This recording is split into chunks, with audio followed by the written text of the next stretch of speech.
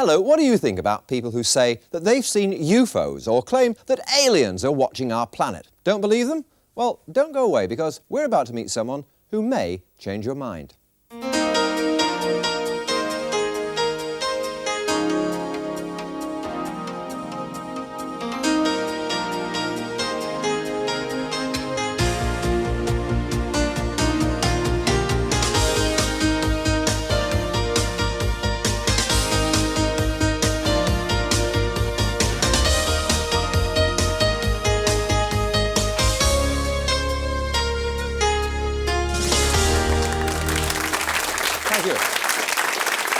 Thank you very much indeed.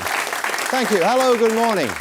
Do you watch the X-Files, the cult sci-fi series about Agent Fox Mulder and his colleague who investigate unexplained happenings such as UFO sightings? Well, today I'd like to introduce you to a real-life version of that fictional character. His name is Nick Pope, and like lots of you, he was deeply sceptical about UFOs and aliens until, as part of his job at the Ministry of Defence, he started investigating the subject. Now, as he explains in this book, called Open Skies, Closed Minds, he really believes, to coin a phrase, that there's something out there. That's true? Yep, that's right. What changed your mind? The sheer weight of evidence. I came in as a skeptic, then I looked at the Ministry of Defence's, the real X-Files, so to speak. I had the public coming to me with reports, I spoke to military people, and the sheer weight of evidence just built up and up. Visual sightings on radar, that sort of thing. You were asked to do this. I mean, they have, I never knew this, but they have a UFO desk at the Ministry of Defence. That's right, yes. It's not that widely known. Yeah, and that was your job. Which incident in particular convinced you? There was a wave of sightings from 1993 where hundreds of people saw something across England, a large triangular craft. This is seen very commonly. The interesting thing is it was seen at a number of military bases. Some personnel there saw it fire a beam of light down at the ground. It's also true, I think, is it not, and chronicled in your book, that on one occasion, RAF aircraft were actually told to chase one of these things. There have actually been a number of occasions where RAF jets have been scrambled, but as always, the UFOs seem to be faster and better than our technology. What did the pilots tell you about what they saw? Anything, if anything? Pilots are generally reluctant to come forward about this, so a lot of this is just by word of mouth. But they basically say they try to chase these things, but they can't catch up. OK. Who's got questions for Nick? Got lots of people here. Similar lady here. What's your question? How do you cope with the ridicule from non-believers? Yeah, I mean, I have to say, with all due respect, Nick, I mean, there'll be people watching this programme now say, "Dear Nick, God bless him, he's lost the plot." Yeah. Yeah, it is difficult, but I think what I have to do is to say to those people who are sceptical, well, come and have a look at the evidence, have a look at the photographs, the videos, the radar tapes, the radiation readings. But yes, I did get known as the real Fox Mulder, and there was a little bit of light-hearted humour going around. You've brought some slides for us to have a look at, and I think we can take a butcher's at one or two in just a second, and perhaps you'll talk us through what we're seeing there, for example. That is an artist's impression of what these aliens actually look like. This chap is known as a grey, about 3.5 feet tall, very large eyes, as you can see, consistently reported from all around the world, long before this was in the public domain. So these people did look as if they were seeing something real. OK, what have we got next?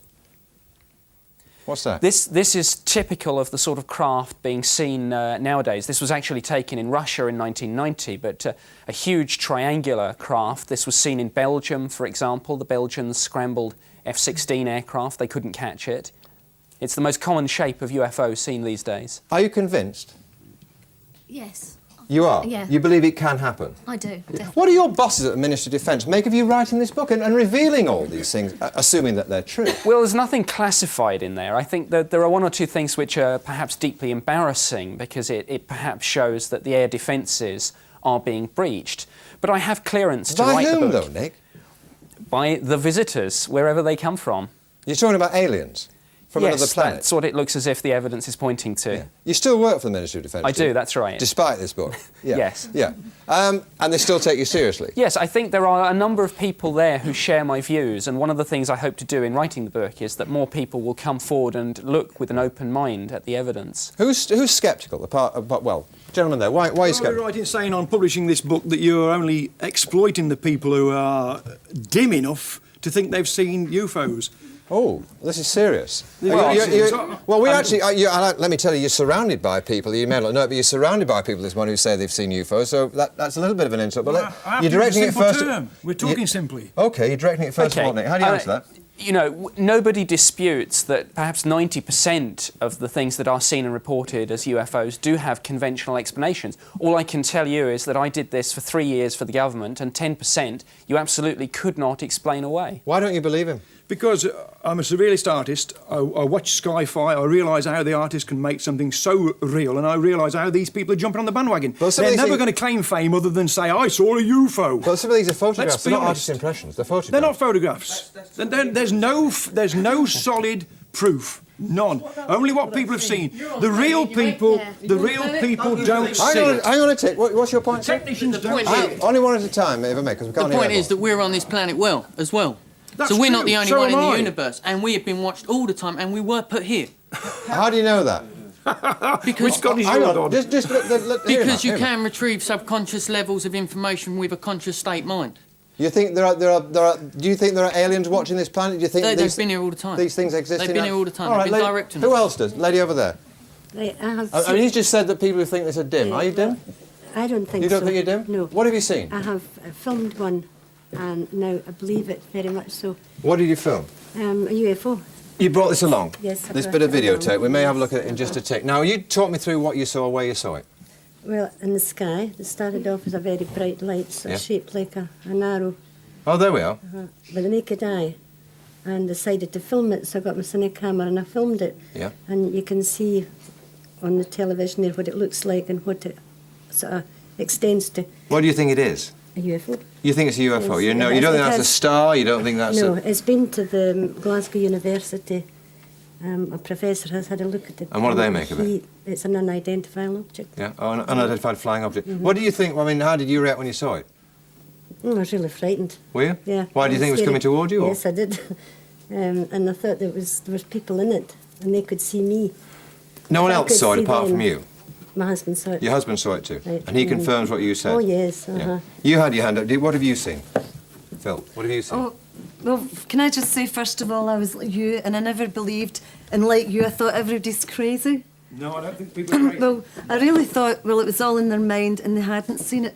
But I must tell you, one night I was on my way home from Glasgow to Edinburgh, where I live now, with my daughter, and I saw a UFO, and I was so frightened. I've never seen anything like it. I wouldn't, if people say it's, you're saying it's people to be known in television or whatever, in my word you're saying that. Well, I'm telling you something, I've come from Edinburgh and there's no way I'm coming there, from there to here to tell a lie. I've seen a UFO. What was it like? Well, it was a kind of ovally shape that I saw. It was huge, and it was racing from the sky towards my car. And there was a red light going round in a kind of band, and then it was yellow, and then white, and then a bluey, purpley light. And it was really huge, and it was coming at some speed, and I really thought that it was coming for the car. Anybody with you? Anyone else? Oh, my witnessed it? daughter was there. It was her that had spied it at first, and I said to Claire, "Oh, Claire, for goodness sake, it was dark at night and I was driving."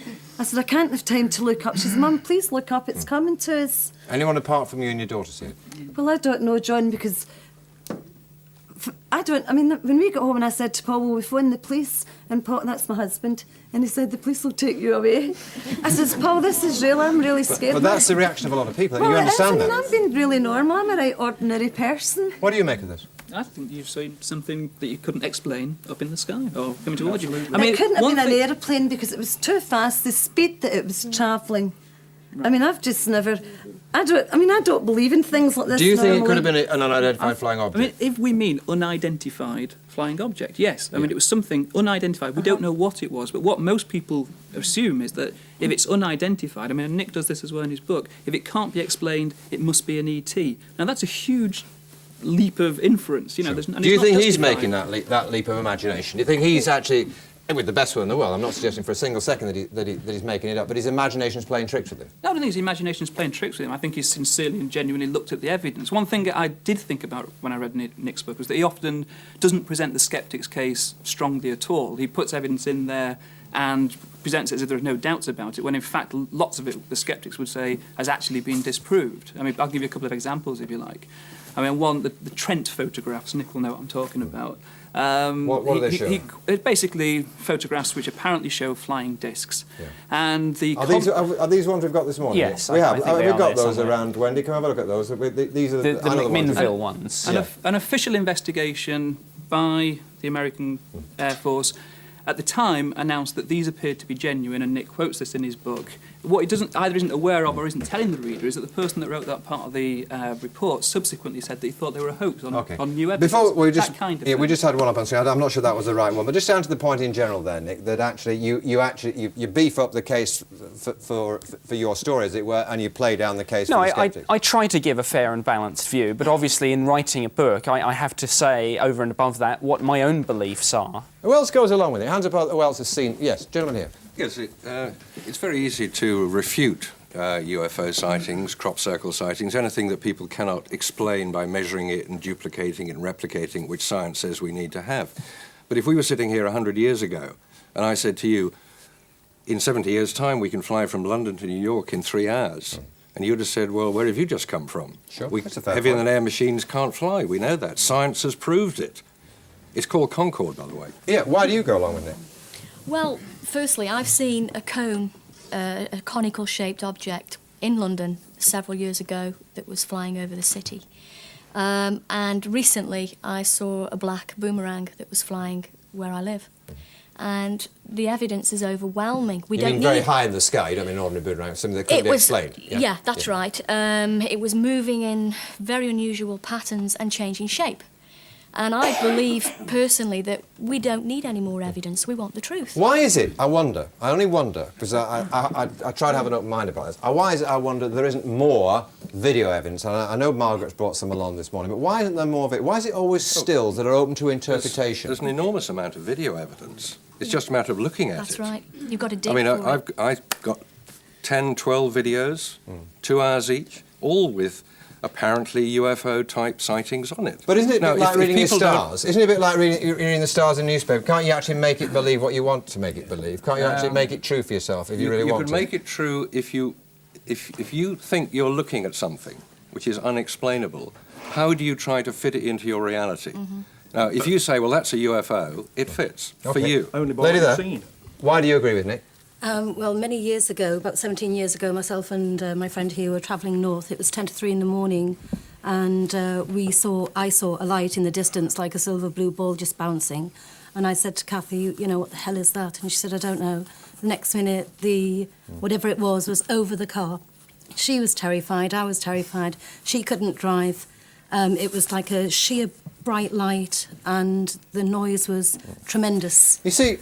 we tried to, we wanted to report it, but like everybody else, like a lot of people, you're too frightened, you think that you're stupid, you were praying that somebody else has seen it, Sure. You've got to listen to this, Chris, haven't you? I mean, in fairness, all these people, we've done this subject before, and, the evidence is very persuasive. These people aren't people who make things No, up. exactly. You know. I'm not suggesting that for a minute. I mean, and I'd agree with Nick fully that 90 to 95% of all these sightings, which are genuinely and sincerely and honestly made, have mundane explanations. And I say, Nick, Do you think it's these- the 5% that's left over, where I'd say, in certain situations, like the police can't solve every single crime, why should we assume that we'll always have the evidence available to decide what it really was? Do you think these are which category are they in? Are they in the 95% that can be explained, or the 5% that can't? No, I think if somebody says simply, which is what most UFO reports are, I saw a light in the sky, then that could be anything. But when you get people coming here, as they're coming on today, saying this was a craft, a structured craft, then that falls into the 5%. I mean, of course, the skeptics will always find ways to sort of get round this. The Rendlesham Forest case, where a US military patrol saw a craft in the forest, the skeptics say they saw the lighthouse. Well, fine, but the radiation readings taken were 10 times normal, so Well, I don't think so. This is another example of a biased presentation. The radiation readings were well within normal limits. The skeptic explanation is not just a lighthouse, which is the way Nick presents it in his book. There are other factors involved as well, and it's another example of the way that he's I twisted. checked with radiation experts. I checked with the Defence Radiological Protection Service officially. As with all things, as Frank Carson would say, it's the way you tell them. OK, but gentlemen there. In 1984, I saw a saucer-shaped UFO, and one thing I say to the skeptics is that it's ignorance on their part, and they're the dim ones if they think that in a universe full of billions of stars, we're the only creatures that live and can travel.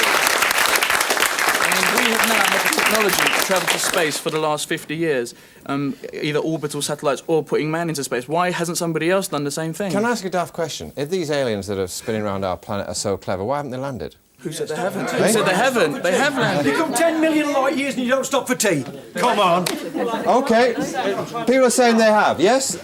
Gentleman over The there. trouble is with a skeptic is supposed to be a person who looks into something then finds out more. Unfortunately, you people are debunkers and you ain't got nothing to do with ufology, and why are you here? Oh, well, they're here because they want to be here. They've every right to be here.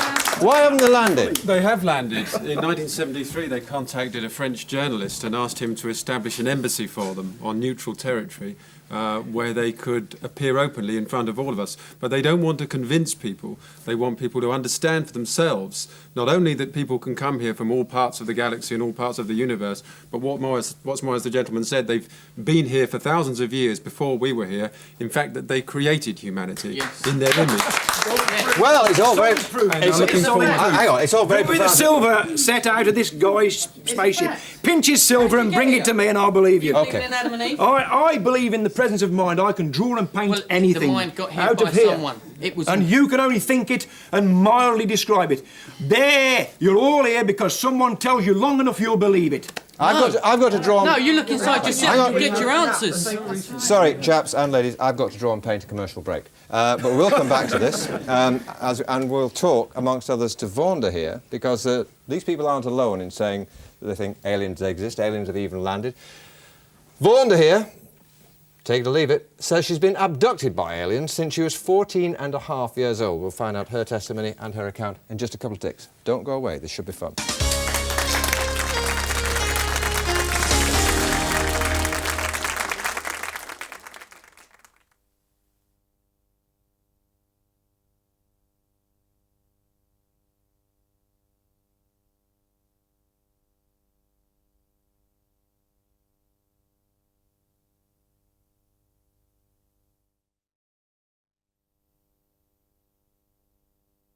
The papers this week have been full of stories of bad behaviour by fans and football players alike.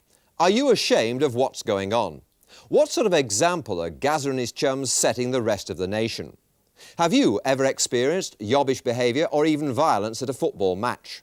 Maybe you go to watch as a family. Have you ever been worried about your safety? Have you ever been involved in starting the violence yourself?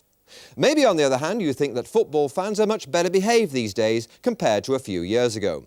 Well, whatever your view or your story, give us a call now on 0891 700 145. That's 0891 700 145.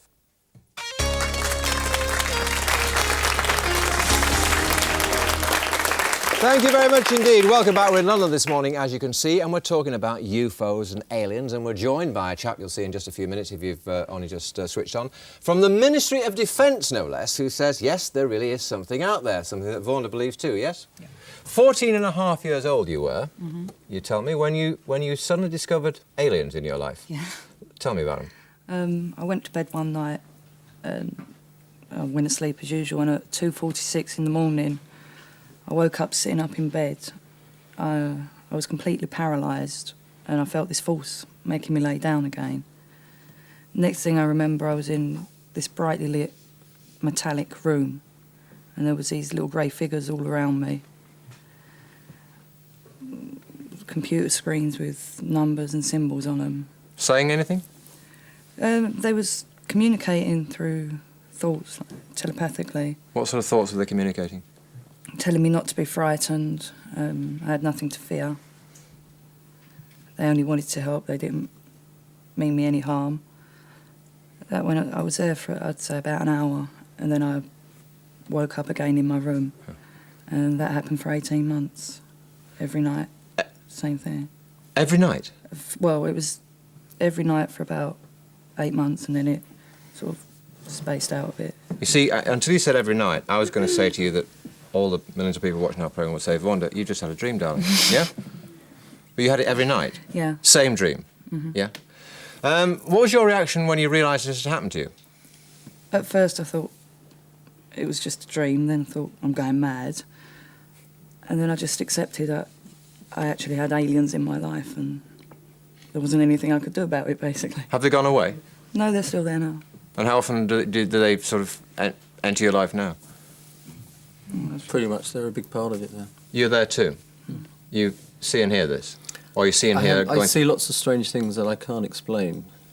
And you see her going through this experience? Yeah. You see, I have to say to you as well, I mean, I'm glad you're here and to add to a testimony, but again, there'll be cynical people watching this programme, and I have to confess, there's a part of my brain saying, are you taking the mickey? No. No? No.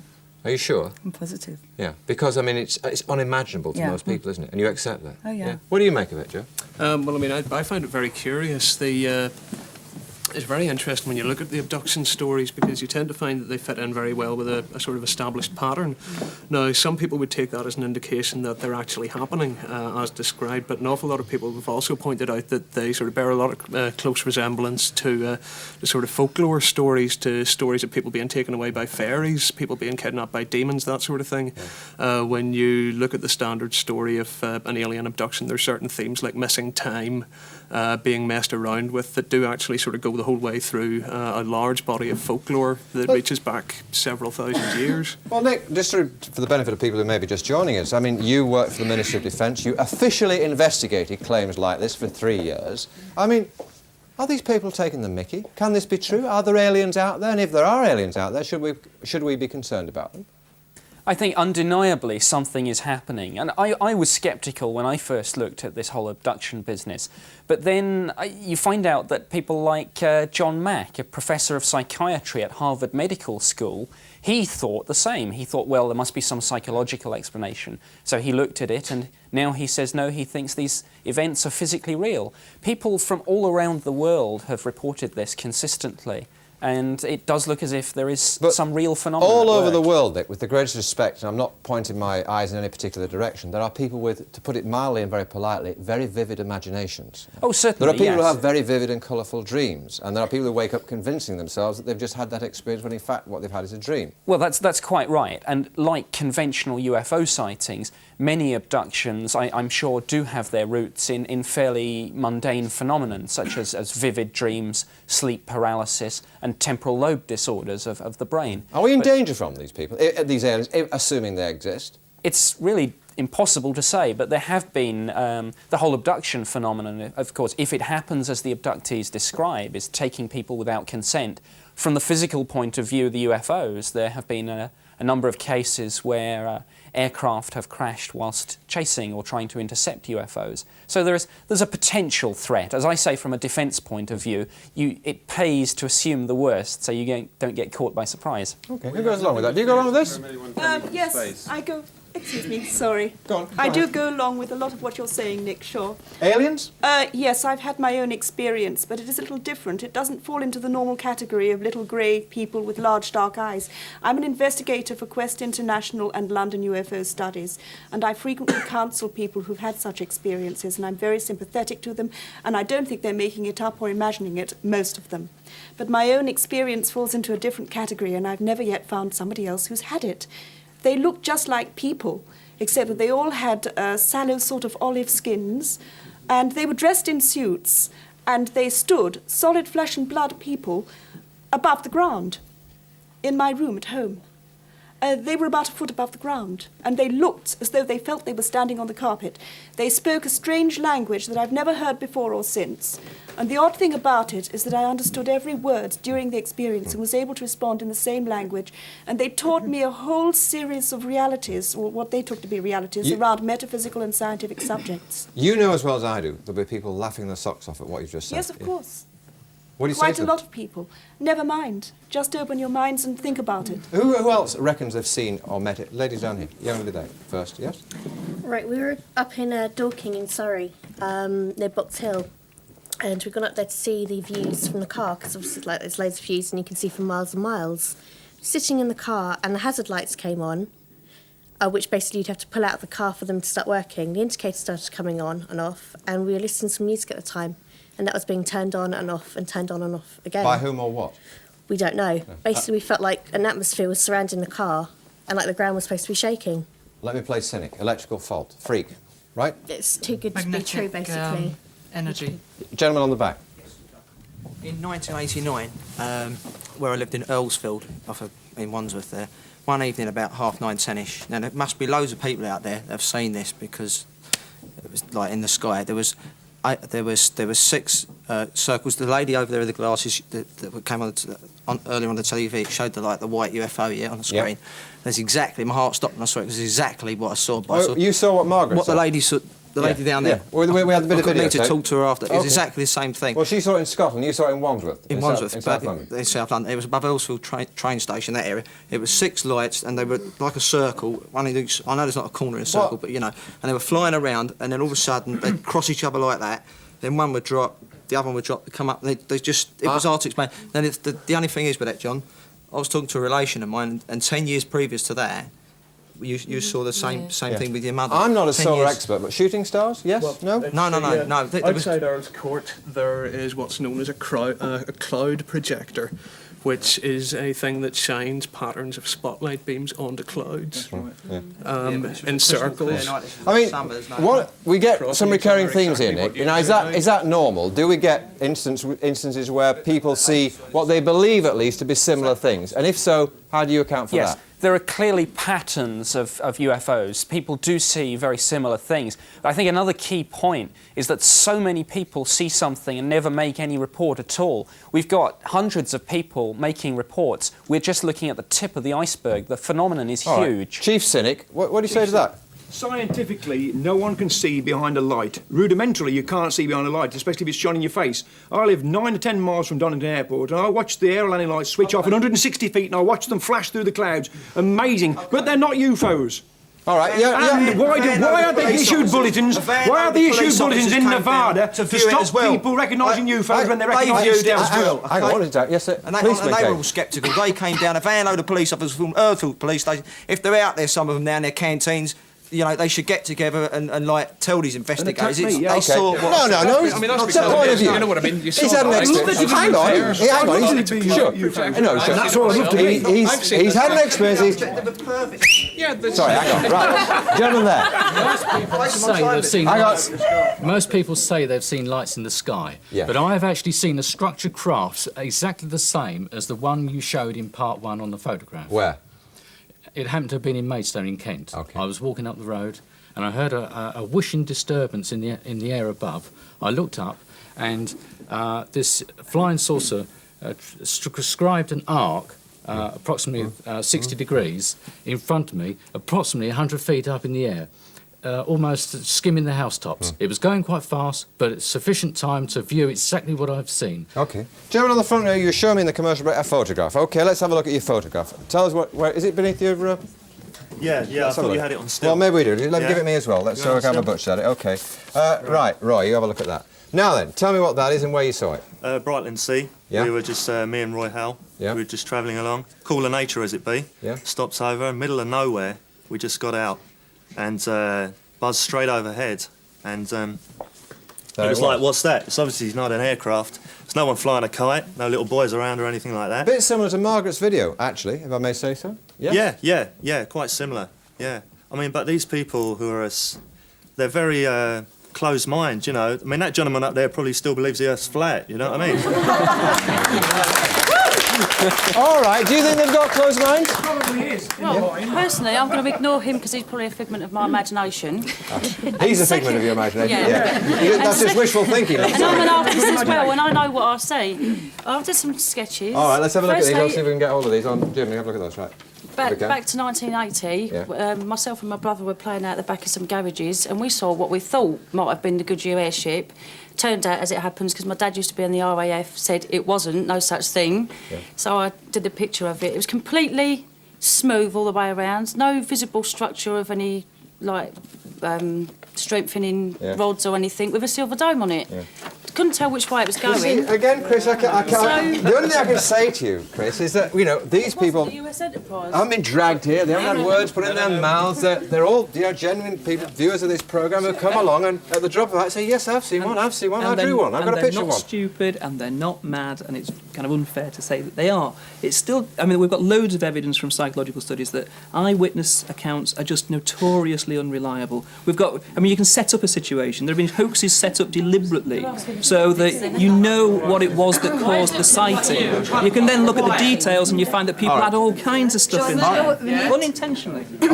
What we need for ordinary people like me that never believed and that believe now is a phone number that everybody knows that they can phone as soon as they see something, so that if somebody else. Well, you could have phoned him while he was at the Ministry of Defence. We didn't know about that. I didn't know who Is the UFO desk still there, by the way? It's still there, but I'd encourage people to make reports not just to the Ministry of Defence, but to the media and to local UFO All right, groups. let's go back to the lady on the front row, because what Chris is saying, and I think this is the best and most charitable sort of thing that the cynics can come up with, is that it's easy to make mistakes. That's what you're saying. Is that what you're doing? You're making mistakes? No, we had a massive object over the house. It was in 1985, roughly, between 9 and 9:30 at night. We heard this really loud rumbling. The whole house was shaking. And then we rushed out and looked up from the garden, and it was right across above the house, in massive. Literally feet above the roof. It was all dark, except all the edges had coloured lights. And my husband had been in the RAF, so he knew it wasn't any type of aeroplane. We always used to go to air shows, so we know what aeroplanes can do, and they could not stay in that position for some considerable time. The next day it was in the paper that the police had seen it as well. And people in flats. Yeah. The wonderful thing about this discussion is, I think you'll agree, Chris, that no one can prove it completely, Nick. That's right. And no one can disprove it, which is why it's such a fascinating discussion. I'm very grateful to you all. Thanks very much, Dina. Sorry I haven't been able to include everyone. Hope you've enjoyed it at home. Hope you have a very nice weekend, and don't forget to join us again on Monday. Thanks very much for watching. Thank you, audience, for taking part.